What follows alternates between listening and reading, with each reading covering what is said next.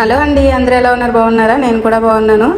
Long video చేసి చాలా రోజులు అవుతుంది. ఇండియా నుంచి వచ్చిన తర్వాత అసలు ఖాళీయే లేదు లాంగ్ వీడియో చేయడానికి.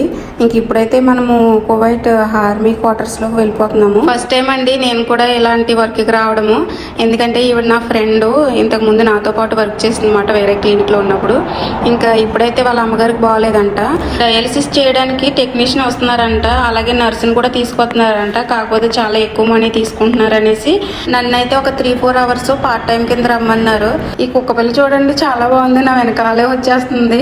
నాకైతే కుక్కలంటే చాలా భయము, కాకపోతే ఇది మరి కూడా వచ్చేస్తుంది. వాళ్ళేమో లోనకి తీసుకెళ్ళిపోకు, అక్కడ వదిలేసే అన్నారు. ఇంకా బయటికి ఏదోలాగా పంపించేసేసి గేట్ వేసేసాను. ఇక్కడ చూడండి ఇంకో కుక్క పిల్ల ఎంత బాగుందో, చాలా క్యూట్ ఉంది కదా. మన ఇంటికాడ అయితే వీటిని లక్షల్లో పెట్టుకుంటారు. నేనైతే ఫస్ట్ టైం చూస్తున్నాను అనమాట, చాలా బాగున్నాయి.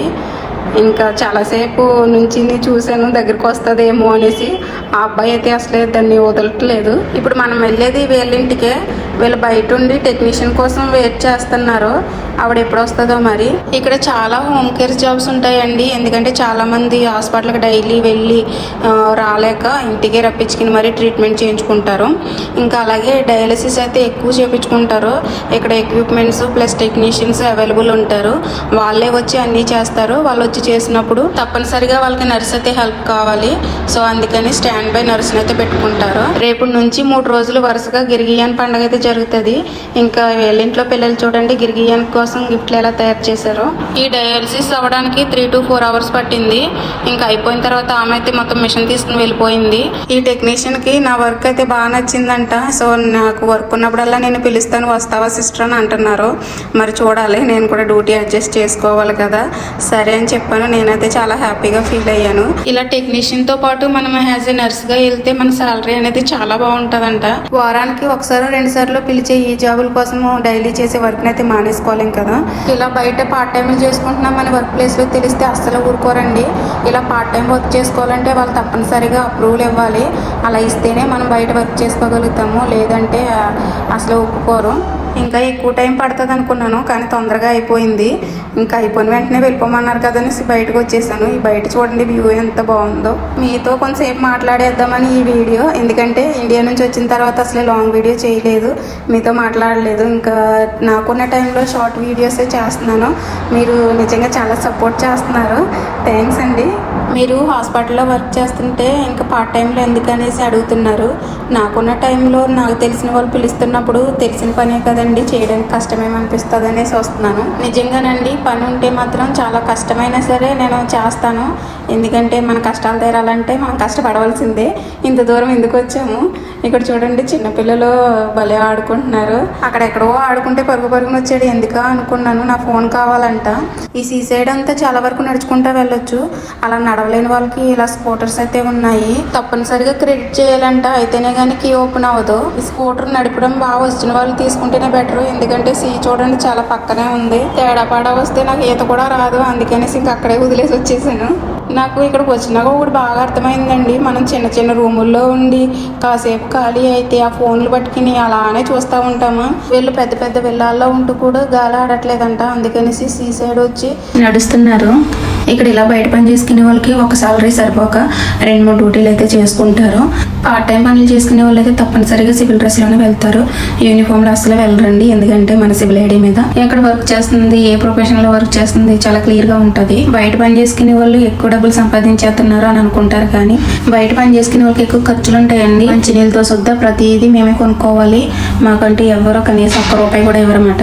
సాలరీ వచ్చినట్టు రెంట్కి, ఇంటికి, మళ్ళీ ఇక్కడ మేము తినడానికి, ఉండడానికి, బస్ ఛార్జీలకి, అన్నిటికి చాలా ఎక్కువ డబ్బులు అయితే ఖర్చు అవుతాయి. బయట చాలా మంది వచ్చిన సాలరీ సరిపోక కడుపు నిండా అన్నం కూడా తినరండి.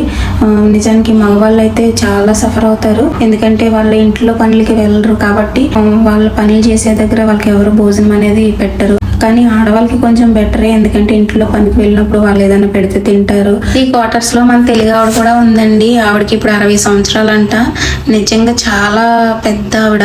ఈ అమ్మ నువ్వు ఇంకా ఎందుకు ఇక్కడ వర్క్ చేస్తున్నావు అని అంటే నాకు బాధ అనిపించింది ఆవిడ మాటలు విని. వాళ్ళ అమ్మాయి కువైట్కి వస్తానంటే 5 లక్షలు ఖర్చు పెట్టి సోన్ వీసా తీసి రప్పించిందంట. పట్టుమని 3 నెలలు కూడా పని చేయకుండా వెళ్ళిపోయిందంట. ఈ పెద్దమ్మకి 5 లక్షలు తీర్చడానికి 5 సంవత్సరాలు పట్టిందంట. చాలా బాధపడుతుంది.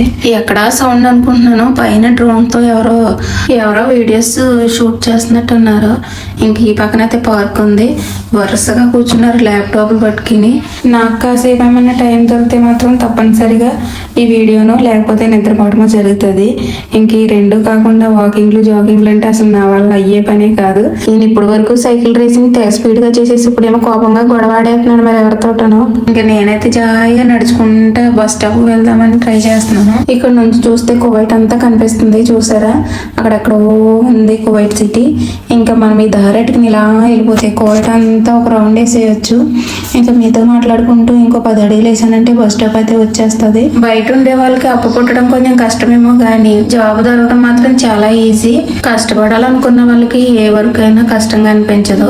అలాగే ఏ వర్క్ కైనా వెళ్ళాలని అనుకుంటారు. చాలా మంది అడుగుతున్నారు కదా, మీరు హాస్పిటల్లో వర్క్ చేస్తున్నప్పుడు ఇంకా మీ పార్ట్ టైం ఎందుకండి అనేసి. మనం అనుకున్నవన్నీ తొందరగా జరగాలనుకుంటే ఇలాగా పార్ట్ టైం చేసుకోవాలి, కష్టపడవలసిందే.